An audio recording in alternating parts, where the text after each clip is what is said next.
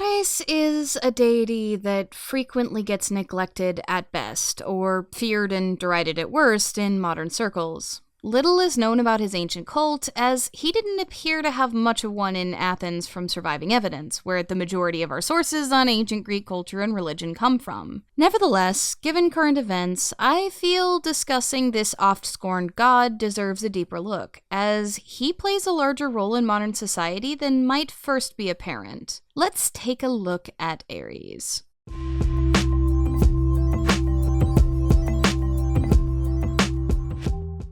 Karate! Before we get into the good stuff, I've got two awesome pieces of fan art to show off to you all. The first comes from an Instagram artist who goes by iJoe. Look how freaking adorable that is. This is legit what research feels like when I'm in the thick of it. The second comes from Discord artist Whisper and is a gorgeous ethereal watercolor of my avatar. Thank you so much, both of you, for your beautiful work. And know that anyone else who posts fan art that is safe for work will be featured at the start of the next video that comes out. Ares is a deity that gets a rough treatment all through Greek history, but especially in Homer. Most of where we see him referenced is in Homer and in various tragedies, and usually even then he's a stand-in for the horrors of war, rather than being dealt with as an individual entity the way that other gods often are. Despite being the overpowering god of war and an agent of mass destruction, with the two gods Phobos, or fear, and Deimos, or terror, under his command, as well as his sister Eris,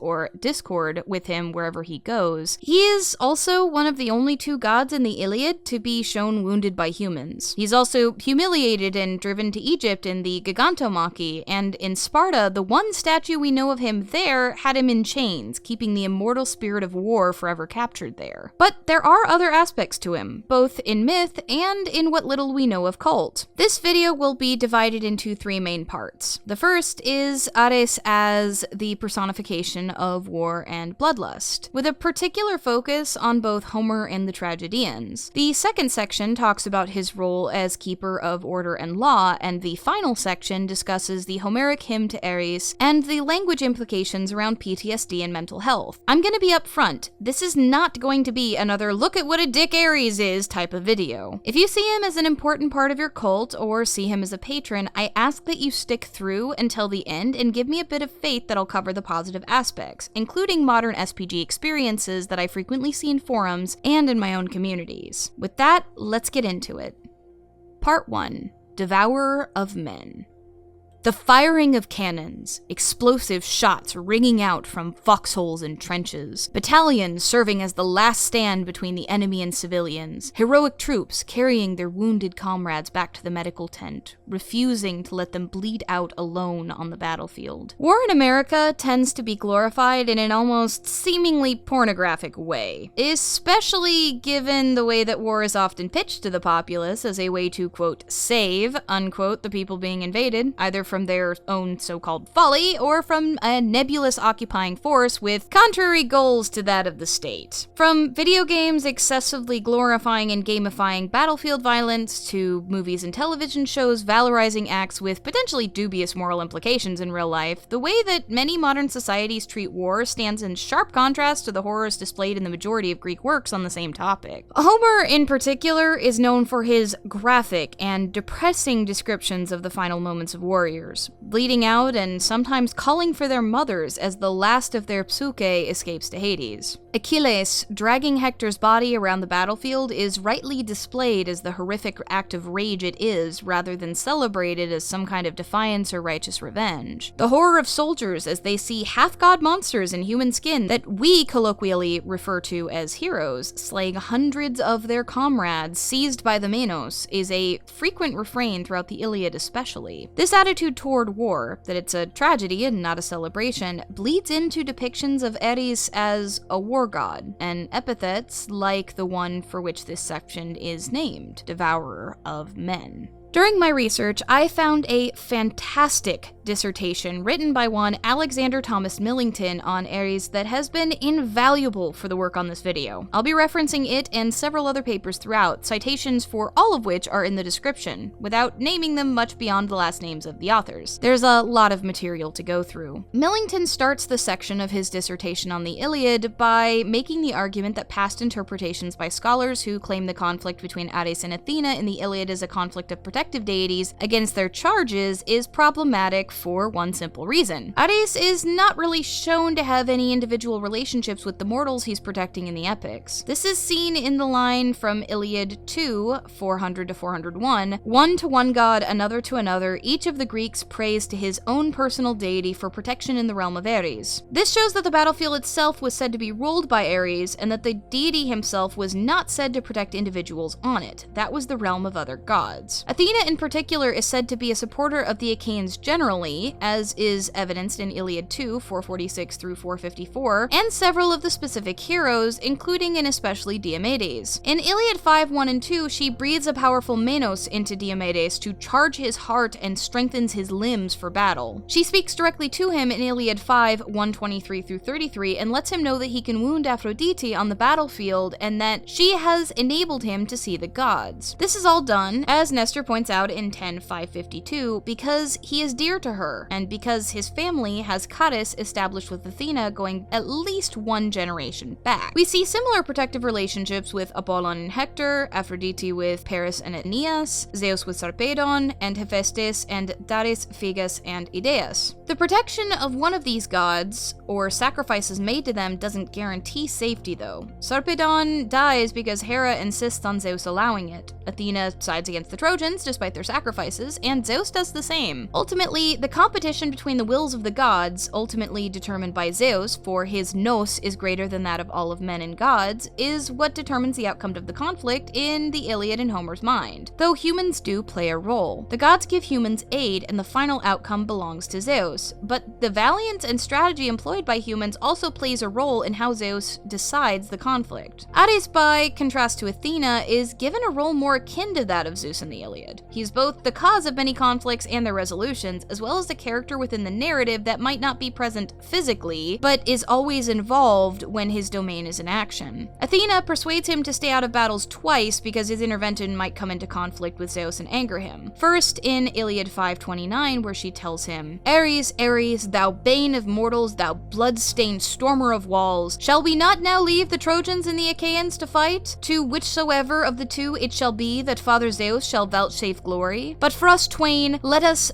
give place and avoid the wrath of Zeus. And then, in Iliad 15:126, when Ares leaps up to charge the battlefield and avenge his son. Thou madman, distraught of wit, thou art beside thyself. Verily it is for naught that thou hast ears for hearing, and thine understanding and sense of right are gone from thee. Hearest thou not what the goddess wide-armed Hera saith, she that is but now coming from Olympian Zeus? Wouldst thou thyself fulfill the measure of the manifold woes, and so return to Olympus despite thy grief, perforce, and for all the rest sow seeds of grievous woe? For he shall forthwith leave the Trojans, high of heart, and the Achaeans, and will hie him to Olympus to set us all in tumult, and will lay hands upon each in turn, the guilty alike, and him in whom there is no guilt. Wherefore now I bid thee put away thy wrath for thine own son, for ere now many a one more excellent than he in might and strength of hand hath been slain, or will yet be slain, and a hard thing it is to preserve the lineage and offspring of men. Twice again, when they come into direct conflict, Athena defeats Ares, first through Diomedes and his spear, and second personally by dropping a stone on his neck. Comparisons made between the two continually suggest that of all the gods, Ares and Athena are considered the greatest warriors. But where Athena repeatedly subdues Ares, Ares is one of the only two gods in the epic to receive wounds from mortals, the other being Aphrodite. A lot of scholars have suggested that Ares being on the sides of the Trojans is a major reason for this, but unlike others who seem to take the side of the Trojans, the heroes Ares helps don't typically seem to have a relationship with him. Instead, he uses the warriors individually as pawns in his own aspirations against Athena. Interestingly, Millington points out that many of his epithets in the Iliad are shared by mortal heroes or variations on heroic attributes. The epithet Ptoliporthos, sacker of cities, is given to him in Iliad 24:479, which is also given to Odysseus, Achilles, and Oileus throughout the story. The epithet Obremos, or mighty, is also given to Hector and Achilles. Crateros, or strong of body, is given to Diomedes, Aeneas, and Achilles, as well as Ares. Menelaus, the Achaeans, Astropeos, Peisander, Aeneas, and Idomeneus are all described as Areoe, or Areos,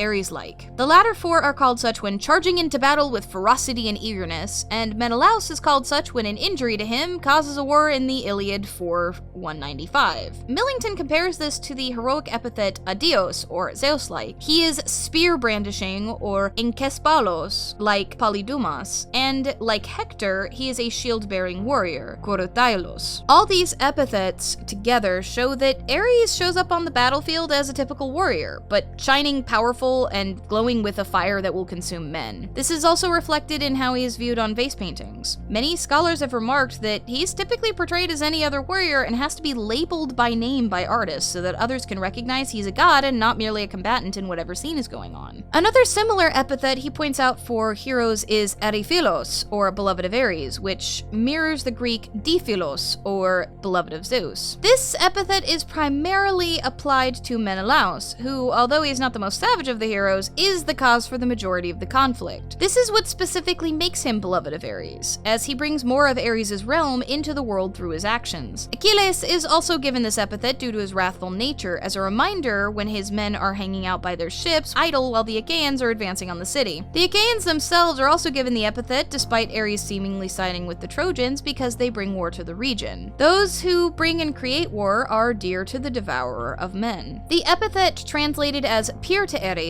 Atalantos Ariae, is given to many of the most powerful fighters on both sides of the conflict. Hector, Achilles, and Patroclus are all given this epithet while engaged directly in destroying swaths of enemies on the battlefield with their ferocity. The desire for bloodlust inherent to the Homeric view of the god comes right into view here, and it's a lot of where he gets his bad reputation from. Like an all-consuming fire, which several epithets also compare to, the rage of Ares, the rage of war itself, consumes and destroys men on the battlefield, or the realm of Ares. This is also made obvious by the way that entering the battlefield is referred to as molon oreos, or turmoil of Ares. Ares, being the archetypal warrior, also explains why he often personifies the virtues of courage and manliness as seen in ancient Greece, but also cowardice, fear, and terror, the latter two being personified gods, along with harmonia, or harmony, that he was said to have sired in his adulterous affair with Aphrodite, which I'll touch on briefly later. The intensity of the emotions and qualities surrounding war, and which are required to survive it, would naturally fall into his purview. War is the menos, here referring to as the will or desire, of Ares. The clamor of battle is referred to as melpesta Ariae, or the dance of Ares.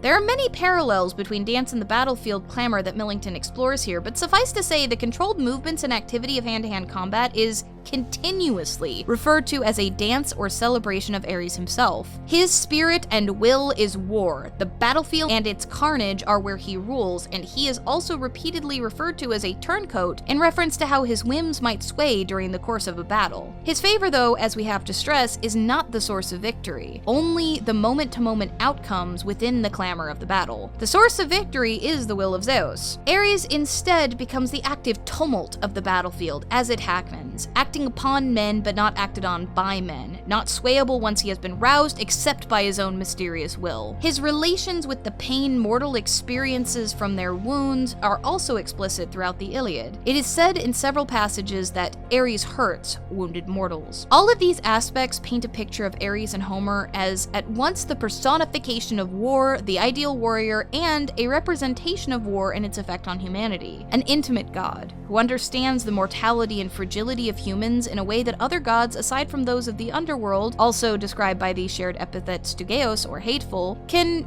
not begin to fathom. His power and intimacy made him worthy of cult during wartime, and his fickleness was cursed by many a warrior throughout the Iliad. As a personification of war, the consumption of men and delight in bloodlust makes sense, as death is the only outcome war can produce. His conflict with Athena, then, and his portrayal in the Iliad on the whole, can be summarized as stemming largely from Ares as a deity purely driven by emotions directed by other gods that frequently come into conflict with the cool calculation of his diplomatic counterpart. This is why we never see a soldier on the battlefield invoke Ares directly, but instead their own protector deities, who are then shown, like the two examples with Athena earlier, to intervene on their behalf with him. His rages often bring rebuke from the gods, either as reckless or inspired by cowardice or madness, but these rebukes can be seen as the other gods manipulating the realm of Ares, or war itself, to their own will. The challenge dialogue scene, as phrased by Millington, is more of a literary device than a reflection of the opinions on the god himself in ancient times. As a personification of war, aspects of war Homer found hateful were attributed to Ares and condemned by the gods. Ares' defeat by Athena showcases the perceived power of the goddess over the tumult and chaos of war itself, rather than a direct conflict between the two gods. He points this out later that this is shown in cult under the epithet Athena Area. When gods find one another's names and epithets, the god whose name becomes the epithet of another is shown to be lesser in stature by the view of those who use that epithet. Ares is war itself, and Athena is the master of strategy and wisdom in warfare. She can protect a warrior from the ravages of war if she so chooses. In other words, it is praise of Athena and not the degradation of Ares that we see in these scenes. Ares shows that the battle itself was seen to have a mind of its own, the mind and will of Ares, ultimately subservient to the will of Zeus, but still powerful in its own right. His deep associations with warriors on the ground are not portrayed through cult, but instead comparison. Favorably, powerful warriors enraged in battle were compared to Ares himself. We have little remaining on the cult of Ares beyond the statue in his sanctuary in Athens, some busts and heads said to be copies of another statue of him, and depictions on friezes and such of him in aggressive stances. But it's clear that his role in the outcome of a battle was keenly felt by those on the battlefield, and for modern soldiers, his role cannot be denied either. It's interesting to note also, as Danes does at the end of their article on epithets in war and ancient poetry, that though the majority of depictions of war in poetry and plays emphasize its negative aspects, the art depicting war is largely positive. This points to a potential positivity associated with Ares in cult specifically. Millington also notes that due to the intimate nature of what Ares rules, a lot of his cult likely took place in private, or on the battlefield he ruled, rather than in grand temples or sanctuaries. In the Odyssey, Ares and Aphrodite are caught in a story by Hephaestus in bed together, laughed at and shamed by the gods. As a personification of the warrior, this makes sense. An able-bodied warrior would be assumed to be the ideal lover, but also risks becoming a philanderer while off at war. We'll get into their cult associations later, but the role of love in both starting war and the role of the warrior as the ideal lover are both present as themes throughout the story. The intense, passionate emotions one experiences either on the battlefield or in coitus would be seen as external invading forces by the Greeks, characterized by the way the menos is said to be imparted into the souls of warriors by gods like Athena in the typical Greek mind. I have a video planned in the future on the fascinating ways identity and mental health were viewed by the Greeks in ancient times, but for a brief rundown of the basics, check out my soul video, link in the iCard. This brings us to Ares' seemingly paradoxical second major role, that of the policeman of the gods.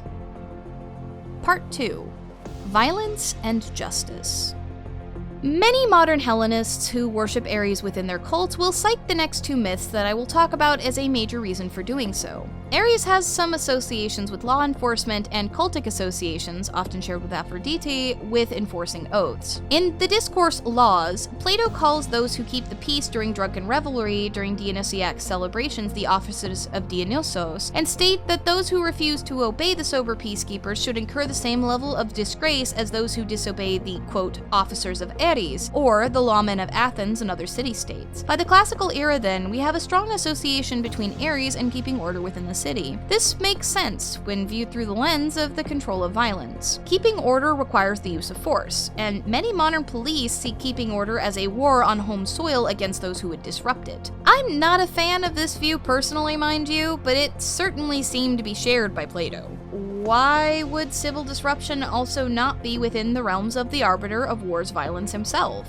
We see this much more explicitly echoed in references to a lost play written by Aeschylus titled Sisyphus the Runaway. Pherecydes, a 5th century BCE mythographer, summarizes the plot of the play like this. The drama was satiric, its theme the escape from Hades of the crafty Corinthian king. According to the fabulous story told by Pherecydes, Sisyphus made it known to Asopos that it was Zeus who had carried off his daughter Aegina, in punishment for which offense the gods sent Thanatos against the babbler, but Sisyphus bound Thanatos Thanatos so fast so that men ceased to die, until Ares came to the rescue, released Thanatos, and gave Sisyphus into his power. Sisyphus is most known for stories where he tries to cheat death and is condemned to eternal torture in Tartaros for such. What's most interesting in this play, however, is that Ares specifically is the one who sets the world back to civil order. We see this echoed in Pindar's Second Pythian, dating also from the classical era, which opens with an invocation of Syracuse as the sacred precinct of Ares is plunged deep in war. He continues on to the cautionary tale of Ixion, who in his madness desired Hera so much that he once made an attempt on the wife of Zeus. Though this version of the myth shows Zeus trapping Ixion by compelling him to copulate with a cloud, red figure vase paintings depicting the story clearly show Ixion bound with Ares holding him so he cannot escape prior to then being stuck on the wheel for all eternity. Given how frequently Ixion is given as a cautionary tale for humans who would violate or deny the will of the gods and forget their place in the divine order, the imagery of Ares specifically holding Ixion with Hermes in this painting is powerful and symbolic. By the classical era, he was clearly viewed in relation to the keeping of civil order itself, and these associations only grew with syncretism with the Roman deity Mars in the Hellenistic era and later. These associations make a lot more sense in the light of the role violence plays in peacekeeping if you think about it.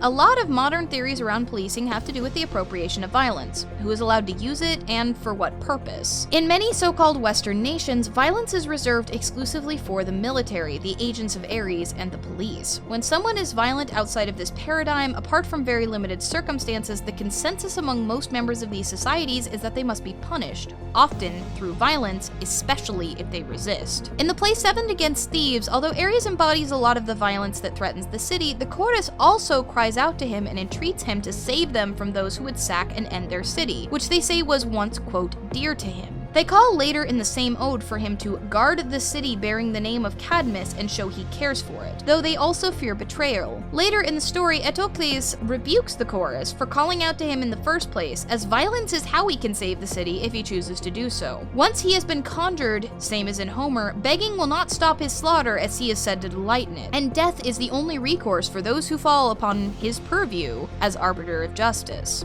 Ultimately, Ares' judgment results in both the sons of Oedipus dying, creating horrendous grief in their wake. This is a bitter form of justice in the story and critiques the idea of might making right, but also showcases that this must have been a prominent view at the time, as tragedy often examined critically held beliefs and made commentary on politics within Athens when it was written. Similar critiques of violent justice exist in Sophocles' works, particularly Ajax. This also relates back to some of the cultic associations with Ares, Athena, and Aphrodite as the overseers of oaths. They were not primarily oath gods, as noted by Millington, but they do appear often enough together to give pause. In the 4th century BCE, Dion, son of Dion, priest of Ares and Athena Area, created a stele that contained the text of a traditional oath sworn by the Ephebes of Athens. The two gods called upon as witnesses are Ares and Athena Area, specifically together in this context. The language, according to several scholars, is distinctly archaic, making the pairing both traditional and not coincidental to the post of the priest who erected the stele. At Acharne, we find an inscription from the same time period showcasing the decision to spend public funds to build joint altars to Athena Area and Ares with funding from the city, at which it was said that during the Area annually, both received offerings. We don't know what size those offerings were, but it's clear that in cult, both were seen together as protectors of oaths and protectors of the city. Ares is also sworn to in the aforementioned Seven Against Thieves by Argives who say that they will destroy the city or accept death at his hands. This starts their reign of violence over the city and stands in both complement and contrast to the commentary made otherwise in the work on the nature of war and violence as an arbiter of justice. Though Ares and Aphrodite never appeared together as overseers of oaths outside of Crete, they often appeared together as such, specifically in treaty oaths and inscriptions on the island. The earliest surviving inscription dates from the 3rd century BCE. There's some evidence to suggest that this habit originated from Knossos, which had a joint sanctuary of Ares and Aphrodite as well as joint cult documented there, but it's not enough to be conclusive.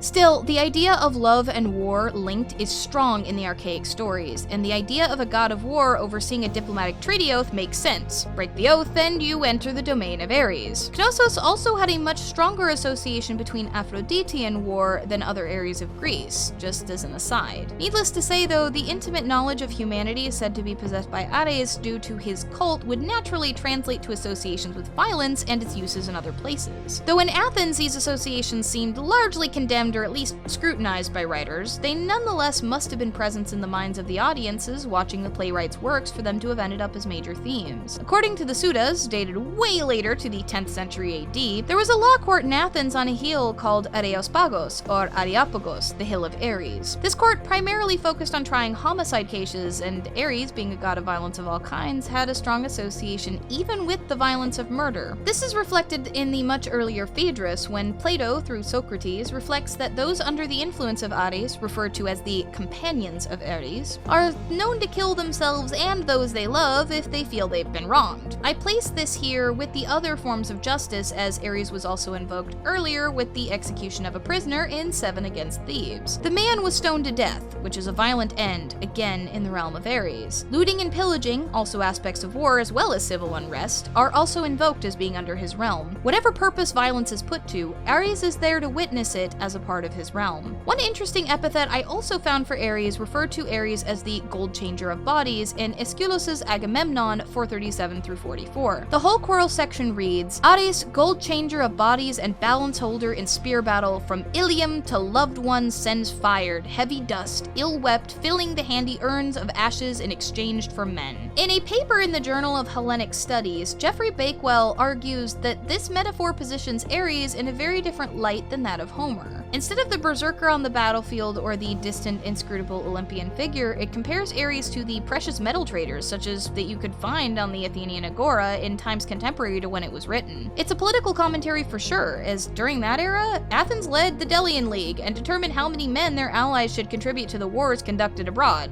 At the time, they allowed allies to pay instead monetary tribute and created an exchange rate for soldiers versus monetary payments. Bakewell argues that Ares is not being put in a unique position by the metaphor, but is instead performing a function echoed in Thucydides' history of the Peloponnesian War 242-2, which is the judge of the worth of individual men. This translation of the term for shavings, scrappings, or scraps of metal indicates that Ares is a metal trader who takes bulk items he can combine into more costly substances, namely gold and other precious metals. Expanding the metaphor, the handling of human remains in the passage showcases that Ares takes the human dust and exchanges it for precious metals. What he is engaged in is a fire sale, rather than a reverential burial. There are a number of criticisms levied at contemporary Athenian politics and the treatment of the war dead here. If you're interested and have a JSource subscription, link is in the description below to the paper on the topic. It shows how the gods were used as figures for political commentary at the time, even in ancient Greece during times of tragedy and strife, and their use tells us as much about how the gods were seen, here with the connection between war and wartime economics, by the ancients when they did so. This being literalized in the figure of Ares also shows the modern worshipper the relationship between war and money even in the modern day.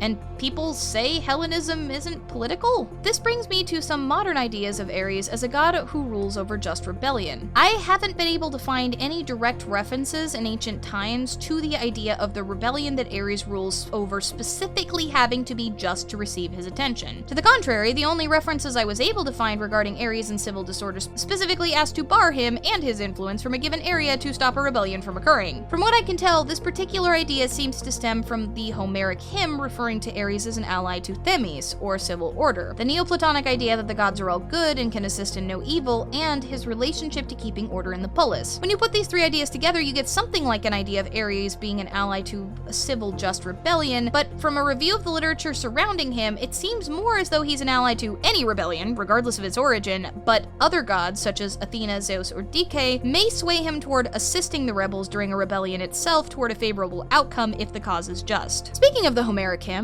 let's take a look at one of the more interesting areas of Ares' domain, his influence on mental health, particularly PTSD. Part 3. The Warrior Returned. Homeric Hymn 8, the hymn to Ares, is frequently singled out in scholarship for being the youngest of the Homeric hymns. It's distinctly Neoplatonic, according to Andrew Faulkner in the Homeric Hymns collection of papers. What I'd like to pay the most attention to here is the continuation for my Case for Modern SPG regarding Ares, link in the iCard if you haven't seen it. For those of you who don't know the term, UPG, SPG, and VPG refer to unverified personal gnosis, or personal experiences and knowledge you gain of the gods through your own experiences that are important to your practice in some way but are not shared shared by others, shared personal gnosis, shared personal experiences and conclusions that are echoed by others or were experienced together, and experiences and conclusions that were verified in some way by ancient written sources. VPG is just SPG with dead people, as a member of my server once quipped. At the time, I didn't have enough information to make the connection between the Homeric hymn of Ares and the SPG experiences I was validating with folks talking about Ares helping them with their internal battles surrounding mental hell. Let's take a look at the language of the hymn translated and then bits in Greek so you all can see what I mean. One other video that you might find useful for this section is my recent work on the soul. It talks about several terms that are about to come up: thumos, psyche, menos. This hymn likely dates back to post-Plato and Aristotle, so these terms can be understood by the definitions I give for both in that video from their perspectives. Ares, exceeding in strength, chariot rider, golden-helmed, doughty in heart, shield-bearer, savior of cities, harnessed in bronze, strong of arm, unwearying, mighty with the spear, O defense of Olympos, father of warlike victory, ally of Themis, stern governor of the rebellious, leader of righteous men, sceptered king of manliness, who whirl your fiery spear among the planets in the sevenfold courses through the ether, wherein your blazing steeds ever bear you above the third firmament of heaven. Hear me, helper of men, giver of dauntless youth, shed down a kindly ray from above upon my life, and strength of war, that I may be able to drive away bitter cowardice from my head and crush down the deceitful impulses of my soul. Restrain also the keen fury of my heart which provokes me to tread the ways of blood-curdling strife. Rather, O Blessed One, give you me boldness to abide within the harmless laws of peace, avoiding strife and hatred and the violent fields of death.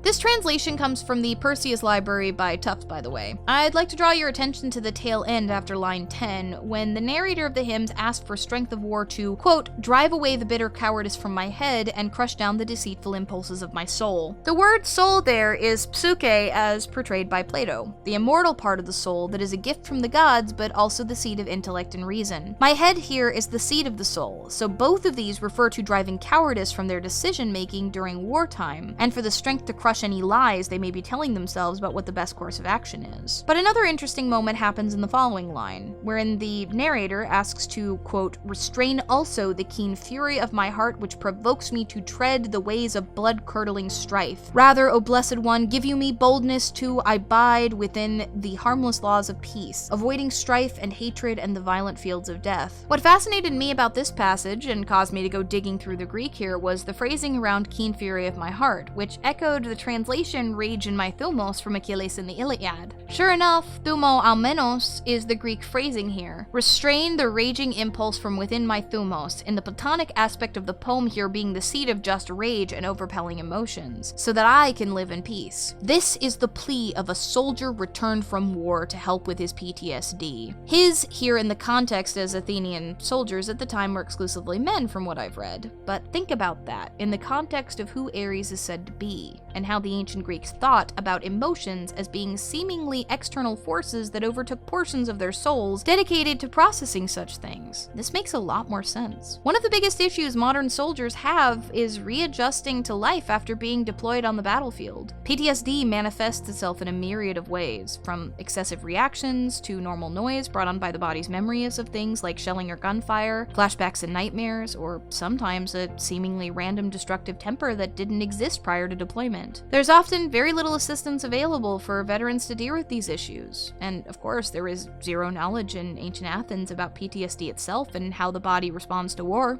This passionate plea to Ares begs for the internal strength to adapt to the return to peace and to be able to reason effectively despite the horrendous experiences that have, quote, unseated, unquote, their reasoning skills. As anyone who has ever had a flashback knows, PTSD can completely hijack your ability to think critically in a situation, and it takes a lot of work to bring those responses down to something manageable. The idea that many modern worshippers of Ares have surrounding the assistance from the god of violence in dealing with their symptoms becomes VPG in this hymn, and it is not the only reference to Ares in this capacities. And these so-called quote-unquote Orphic hymn to Ares, which by the way, I'm working on a video on what Orphism is or isn't, or was or wasn't, or how many different Orphisms there may have been, which specifies, by the way, that frankincense was burned during its recitation dissertation, we get the following passage. Magnanimous, unconquered, boisterous Ares, in darts rejoicing and in bloody wars, fierce and untamed, whose mighty power can make the strongest walls from their foundations shake, mortal-destroying king, defiled with gore, pleased with war's dreadful and tumultuous roar, thee human blood and swords and spears delight, and the dire ruin of mad savage fight, stay furious contests and avenging strife, whose works with woe embitter human life. To lovely Cyprus and to Bacchus yield, to Deo give the weapons of the field, encourage peace, to gentle works inclined, and give abundance with benignant mind. This hymn too echoes the Homeric sentiments surrounding Ares' love for violence and bloodshed, but also pleads with him to yield to Deo, a common name used for Demeter, and allow the person praying to live in peace. Stop the fights before they begin, the worshipper reciting the poem pleads, showing that Ares is seen during this era as a being that is able to quell the rage within as well. Both of these prayers are coming from later antiquity, but that's important to show how Ares' relationship with those who prayed to him evolved. His cult may not have been as widespread in the Poloi as the terms of records we have, but given the evidence that I talked about in my video on devotional offerings regarding hymns themselves being used as offerings by those who performed them, link in the iCard if you missed it, there's evidence of personal cults to Ares that revolved around inner strength, mental health, and the maintenance of peace.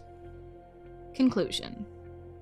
Ares experienced a surprising surge in following by American Hellenists, many of whom are familiar with his portrayal in myth and seemingly absent cult are often confused by this. Some will even go so far as to call the modern associations ahistorical and dismiss them out of hand, but I disagree with this view. The way we interact with the gods has always been in part determined by our native cultural worldview. As I mentioned in the introduction to the first section, many so-called Western nations are heavily influenced by American narratives surrounding war painted in both the media, as in news organizations, and various forms of entertainment engineered around glorifying any violent conflict that America or Europe gets itself into. Even fiction meant to expose the seedy underbelly of American politics glorifies violence as a rebellious solution to the problems of the world rather than a product of this cultural programming. Much as Athens saw Athena and her embodiments within diplomacy as superior in many ways to the strife and horror of war, thereby making Ares the embodiment of it, both intertwined but also less powerful than her, Western societies often see war as a paternalistic tool to bring justice to the world. Ares has fatherly associations in myth because he has a lot of mythic kids. Like, as the archetypal soldier, he gets it on a lot and is very protective of his kids in myth. With the expansion of mental health understanding and psychology extending to PTSD, once formally diagnosed as, quote, shell shock, unquote, and left only as a facet of war, it makes sense that modern people would experience Ares as fatherly, an arbiter of justice because America also glorifies the violence of the police as a tool of justice, and a helper for the struggles of mental health. All of these aspects have always been present in Ares as a god, but the parts of him that were emphasized in ancient times by their primary source that we have of ancient literature reflected the values of the culture they came from. Athens was perpetually in the business of war, and war in ancient times was, as it has always been, a messy, brutal affair. But it was also an affair that was much more present and personal than it is for those in the modern so-called West. The media's glorification of violence paired with the lack of experience with on-the-ground local warfare by many worshippers creates a very different view of violence for modern worshippers, one that creates a dynamic where specific aspects of Ares are more likely to get attention by those who follow him. This is a valid way to experience religion, and I encourage folks to consider these frames of reference when examining their own attitudes toward both Ares and violence as a whole, as well as attitudes towards those who express their very real positive experiences with him. He's never been evil. Violence is just an inevitable product of life. As fickle as Ares was said to be in ancient times, it's undeniable that he has found a place in the hearts and praxis of many modern Hellenists that is worth paying attention to. I hope this work helps illuminate just why that might be. Thank you so much for sticking through that. If you're new here, leap into the fray with the subscribe button and set the like ablaze on the funerary pyre. Drop down into the comments and let me know what you felt about the video. If there's anything interesting you've learned, if you worship Ares and have had experiences with him, and what you thought of the first major god profile I've done since the video on Hades. Most gods would need multiple videos talking about different aspects of them to cover this all, but this was my first attempt in long form and I would love to hear what you think. Special thanks also to my patrons. Originally, I was hoping to get the Encanto collab out this week, but ended up running short on time when my collaborator asked for a little more time to ensure the quality of the work on both of our ends for my backup, the upcoming Snakes in the Divine video. So I turned to you all, and you did not disappoint. Ares is playing a huge role in the world right now with recent events, and his connections as explored here should help anyone who might turn to him to prayer. For those struggling right now, make good decisions on how that should best be done. May the cycle of reciprocity between us ever remain positive. And remember, we're stronger together.